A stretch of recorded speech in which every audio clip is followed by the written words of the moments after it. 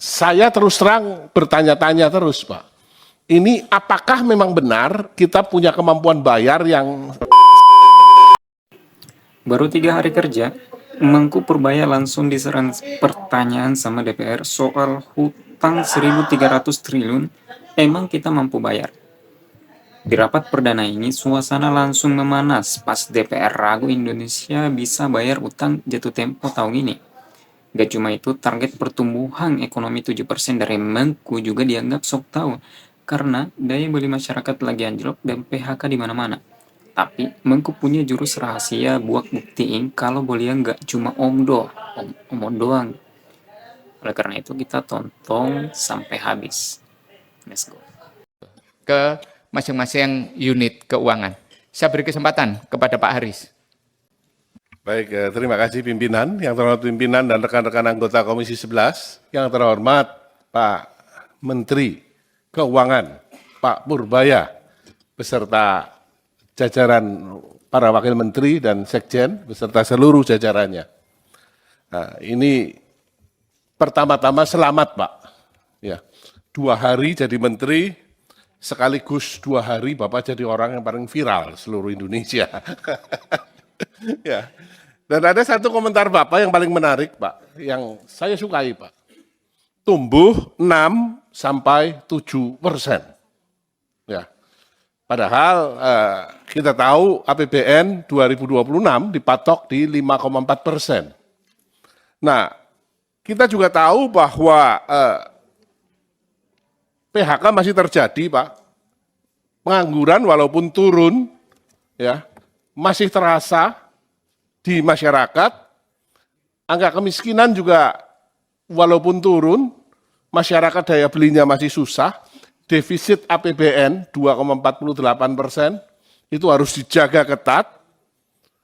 Utang jatuh tempo tahun ini cukup tinggi dan juga tekanan internasional juga belum terlalu positif. Tetapi semangat yang Bapak munculkan 6-7%, ini adalah semangat yang menurut saya bagus sekali. Harapannya adalah memang akhirnya angka 8% yang berkali-kali disampaikan oleh Presiden Prabowo bisa tercapai. Kita sama-sama ingin mencapai ke sana. Tapi persoalannya adalah di 5,4% pertumbuhan ekonomi itu, kalau geser ke 6-7%, tentu kan ada parameter lain yang berubah. Yang berubah itu apanya, Pak? Apakah kemudian utangnya dilonggarkan, sehingga utang kita membesar, sehingga kemudian fiskalnya lebih ekspansif lagi, atau apanya? Sehingga bisa tumbuh 6-7%. Dan kira-kira itu akan tercapai kapan, Pak? 6-7% ini. Karena jangan sampai nanti harapan, karena Bapak juga mengatakan dalam 3 bulan akan cerah sekali, rasanya harapan kita semua, Pak. Tapi persoalannya adalah apa yang dirubah dibandingkan dengan Menteri Keuangan yang lama, sehingga bisa akseleratif ke 6-7%. Ya, ini yang pertama, Pak. Yang kedua, mengenai utang, Pak. Ya, kita tahu, Pak, bahwa defisit kita itu kan sudah selama ini cukup ketat dijagain, Pak. Apakah ada wacana untuk kemudian dilonggarkan? Kita tahu untuk tahun ini, Pak, 1.300 triliun, utang jatuh tempo, berikut bayaran bunganya. Ya. Nah, saya terus terang bertanya-tanya terus, Pak. Ini apakah memang benar kita punya kemampuan bayar yang sound and clear untuk ini? Dan untuk tahun depan, kira-kira seperti apa, Pak? Jangan sampai terjadi default. Saya yakin kalau Pak Purbaya dengan segala macam pengalaman yang Bapak sudah miliki sebelumnya, dengan didukung oleh para wamen yang luar biasa dan seluruh jajaran eselon 1 Kementerian Keuangan yang sudah teruji, harapannya sama-sama Pak, kita bisa mencapai dan membuat Indonesia menjadi lebih baik. Terima kasih.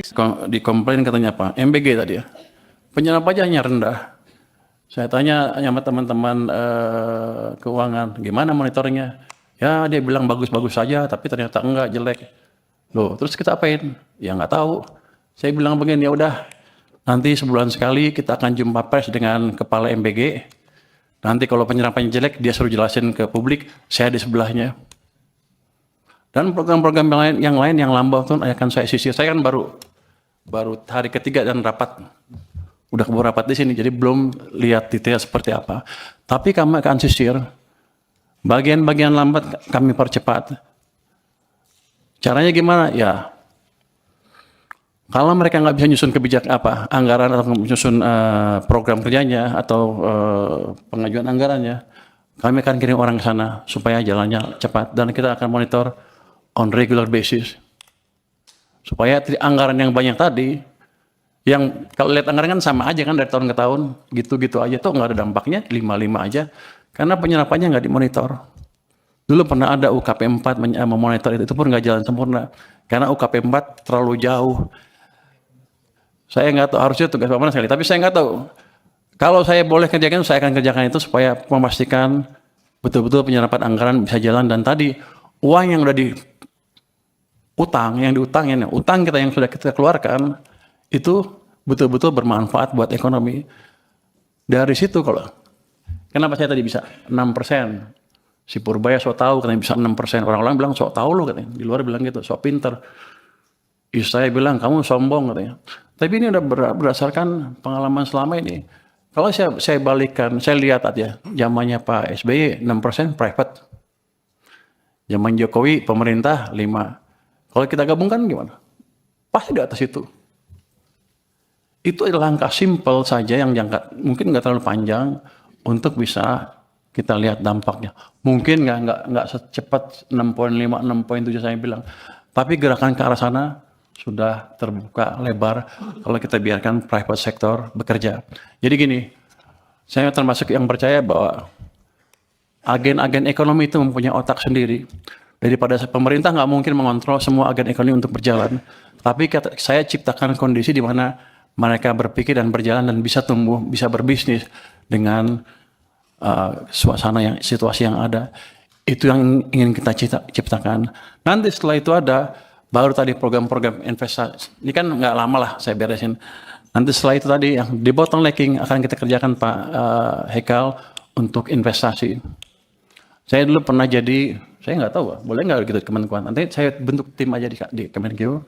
Saya dulu pernah menjadi wakil ketua tim debottlenecking di zaman pemerintah sebelumnya. Ketuanya pada waktu itu Pak Yasona Lawli dengan beberapa Kemenko. Itu kita sidang setiap minggu, Senin 7 kasus kita putuskan. Saya mecahin 300 kasus dilaporkan ke kami, kita pecahkan 193 kasus investasi berhubungan dengan investasi sebesar 890 triliun. Jadi saya pikir saya udah kira-kira ngerti deh, kira-kira bisa memperkirakan deh di mana bottlenecking, di mana hambatan yang kita hadapi dan gimana cara memecahkannya.